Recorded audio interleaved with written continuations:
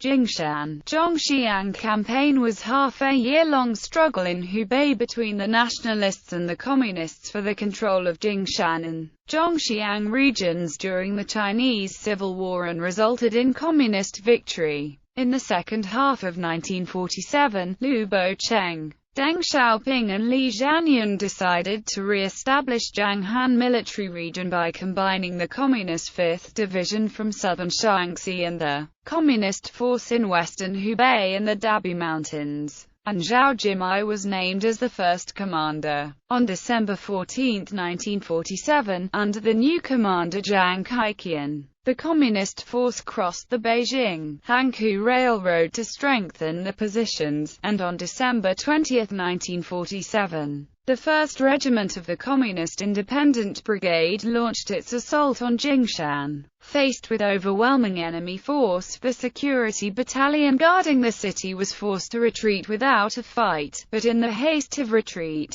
the nationalists failed to destroy abundant provisions stocked in the city, and thus provided the enemy with great resources, which proved to be fatal for the nationalists in the subsequent battles in the region. At 3 a.m. on December 22, 1947, the Communists concentrated their forces by gathering 3 regiments to start their march toward Zhongxiang. The nationalist force was scattered to defend other isolated positions and thus was not able to regroup and reinforce the Zhongxiang, which was defended by a single regiment. After an hour of fierce battle, all of the nationalist positions in the outskirts of the city fell and being cut off by the attack enemy. The surviving defenders of these positions were forced to retreat to other directions instead of back into the city. After witness the annihilation of the defenders outside the city wall, the defenders inside the city wall attempted to break out via the south gate,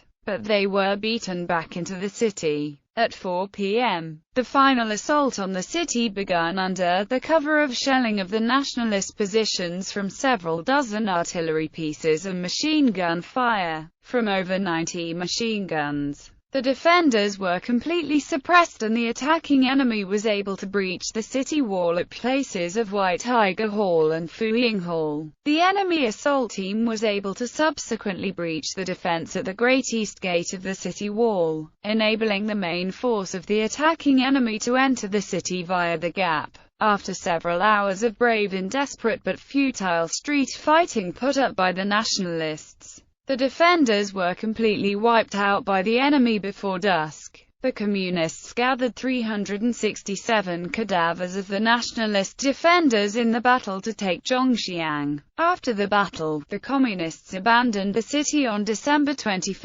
1947 according to the plan, and retreated to countryside with abundant provisions captured. The nationalists returned to the empty city on December 29, 1947, but the city was looted clean by the enemy, thus severely limiting the nationalist capabilities for any future operations. In contrary, the Communists used the abundant supplies captured to boost their strength and solidify their gains in the rural regions surrounding the city, and it was only a matter of time before they retake the city. The nationalists forced on the defensive were incapable of stopping the enemy and in June 1948, Zhongxiang fell for the second time, and this time for good, with the nationalists being permanently driven out.